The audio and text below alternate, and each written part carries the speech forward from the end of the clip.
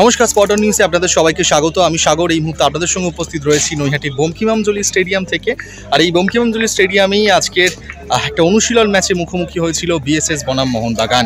সেই ম্যাচে কিন্তু 2-0 গোলে জয়লাভ করলো মোহনবাগান। তবে বিএসএস দুরন্ত লড়াই করেছে। আজকে সুযোগও ছিল বিএসএসের ফুটবলারদের কাছে মোহনবাগানের কাছ থেকে জয় ছিনিয়ে নেওয়ার। বহু সুযোগ ক্রিয়েট হয়েছে, সেই সুযোগ কাজে লাগাতে পারলে একটু ম্যাচের ফলাফল কিন্তু অন্যরকম হতে পারতো। তবে অনুশীলন ম্যাচ, প্র্যাকটিস ম্যাচ, ফুটবলারদের ভালো করে ঝালিয়ে নেওয়া, দেখে নেওয়াটাই কোচদের মেন উদ্দেশ্য। সেই কাজই করলেন সৌরেন দত্ত। তিনি কিন্তু বেশ কাছ থেকে নিজের ফুটবলারদের, বিএসএস এর ফুটবলারদের একটু ঝালিয়ে নিলে। আর আমার পেছনেই দাঁড়িয়ে আছেন মোহনবাগানের নতুন কোচ ডেগি কার্ডোজো। তিনিও কিন্তু তার ফুটবলারদের কিন্তু বেশ ভালো করেই দেখে নিলেন। তবে বেশ কিছু সিনিয়র দলের ফুটবলার এদিন উপস্থিত ছিলেন না প্র্যাকটিস ম্যাচে। তারা উপস্থিত ছিলেন স্টেডিয়ামে, ভিআইপি বক্স থেকেই ম্যাচ দেখলেন। কারা সেই নামগুলো একটু আপনাদের সামনে তুলে ধরি। তবে সেই সিনিয়র ফুটবলারদের মধ্যে উল্লেখযোগ্য সোহেল ভাটের চোট রয়েছে, যে কারণে সোহেলকে কিন্তু এদিন সবুজ মেরুন জার্সি গায়ে মাঠে দেখা যায়নি। সোহেল ভাট কিন্তু ভিআইপি বক্সে বসেই তার দলের খেলা উপভোগ করছিলেন। এছাড়াও দীপেন্দু বিশ্বাস রয়েছে, আমনদীপ, সোহেল ভাটের সঙ্গে তারা উপস্থিত ছিল। এই তিন ফুটবলারকে কিন্তু আজকে সবুজ মেরুন জার্সি গায়ে প্র্যাকটিস ম্যাচে নয়, দেখা গেল নৈহাটি স্টেডিয়ামের ভিআইপি বক্সে। তাছাড়াও ফারদিন আলী মোল্লাকেও দেখা যায়নি।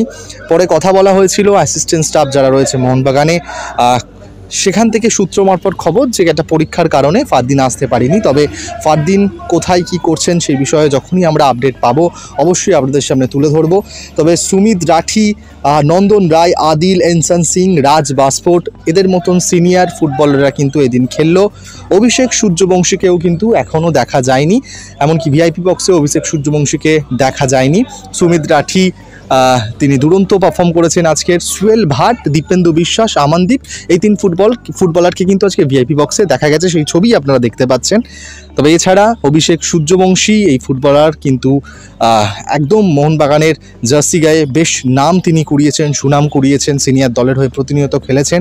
তো এই ফুটবলার কী পরিস্থিতিতে আছে, কবে থেকে দলে বা প্র্যাকটিস ম্যাচ কোথায় আরও খেলবে মোহনবাগান, যখনই খবর পাবো তখনই আপনাদের সামনে তুলে ধরার চেষ্টা করব। তবে এই ফুটবলারগুলো বাদ দিলে আদিল, এনসান সিং, রাজ বাসফোর্ট, সায়ন, সুমিত রাঠি, নন্দন রায়, রাজা বর্মনকেও দেখা গেল গোলকিপিংয়ের দায়িত্ব সামলাতে। ব্রিজেশ, টাইসন, এই সব ফুটবলারগুলোকে কিন্তু আজকের বিএসএসের বিরুদ্ধে দাপট দেখিয়ে ফুটবল খেলতে দেখা গেল নৈহাটি স্টেডিয়ামে। আর আজকের মোহনবাগানের হয়ে দুটি গোল করেছেন লিওন এবং রাজ বাসফোর্টকে সবাই চেনেন, সিনিয়র দলের সঙ্গেও তিনি যুক্ত।